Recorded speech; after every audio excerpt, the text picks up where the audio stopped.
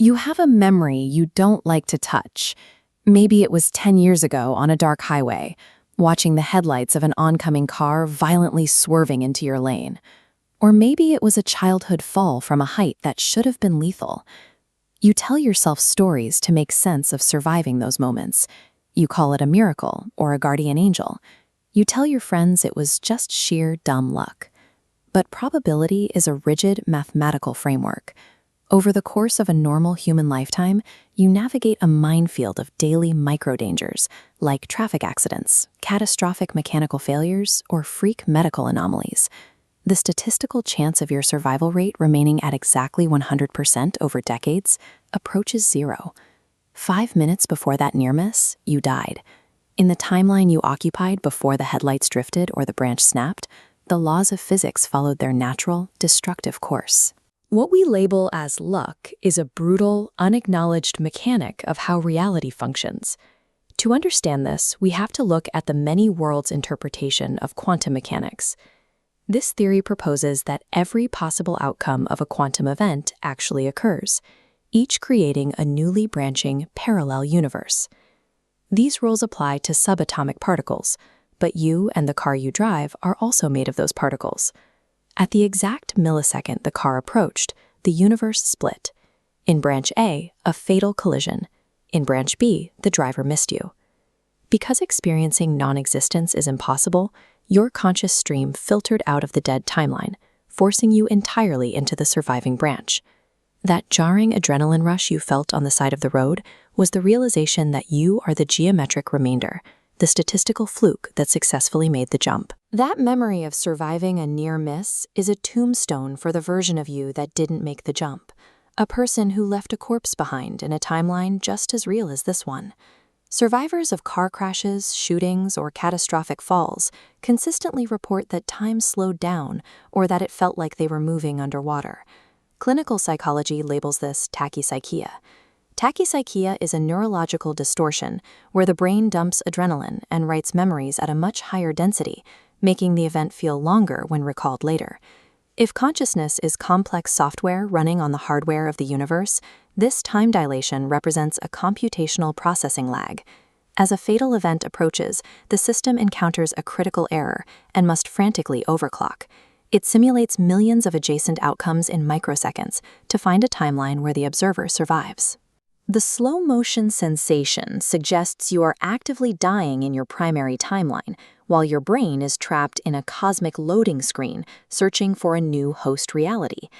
Following a brush with death, survivors often describe a somatic hum, a ringing in the ears, and a floaty, unreal sensation known as derealization. This is the physical side effect of your consciousness adjusting to a new biological vessel. This new body is 99.9% identical to your old one, but it carries slightly different chemical balances and neural pathways. This concept of imperfect integration explains the Mandela effect. These collective memories of things that never happened are data corruption artifacts, residue carried over from the timeline where you actually died. Millions of people remember a political figure dying in prison in the 1980s because they arrived in this reality carrying memory files that no longer match the local system directory. In your previous timeline, the graphic designer for this clothing brand logo may have chosen a different piece of clip art. In this reality, the cornucopia never existed. These differences remain trivial because the migration algorithm only permits you to merge into timelines that are nearly indistinguishable from your origin point. If the sky were suddenly green, your consciousness wouldn't be able to integrate without breaking your sanity. The Mandela effect is the psychological scarring of a traumatic timeline merge. It is proof that you are a refugee who is not native to this version of Earth. To find the engine behind this, we look at the delayed choice quantum eraser. This experiment demonstrates that decisions made about a particle after it has already passed through a barrier determine how it behaved in the past. It implies that the future can retroactively influence the history of the universe. This suggests a future bias. The universe builds a logical narrative retroactively to ensure the observer sees something consistent.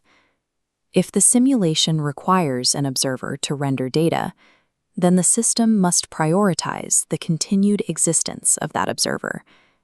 If your death would result in zero observation, effectively crashing the local instance of reality, the system collapses the wave function into a survival branch. Reality will force physics into impossible states, like a falling branch inexplicably altering its trajectory, just to keep the player in the game. This safety net only applies to the POV character. Everyone else in your life functions as a non-player character. Their deaths provide your narrative with context, but they do not share your quantum immortality. Reality is rigged in your favor to relentlessly keep the simulation running. This leads to a dark mathematical endgame.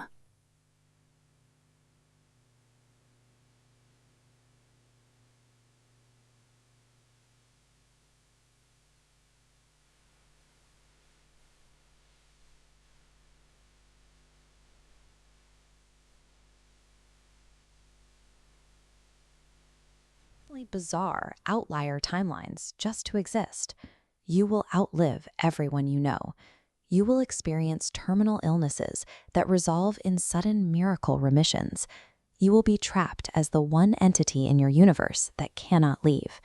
You have already died countless times. You are mathematically condemned to live forever, waking up each time with nothing but a headache and a false memory of a lucky break.